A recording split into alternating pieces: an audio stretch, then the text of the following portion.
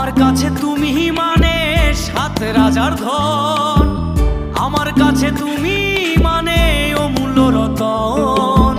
তোমার কাছে হয়তো বন্ধু আমি কিছু না, তাই তো তোমার স্বপ্নে বন্ধু আমি আসি না। আমি মানে তুমি আর তুমি মানে আমি, আমার কাছে আমার চেয়ে বন্ধু তুমি দামি।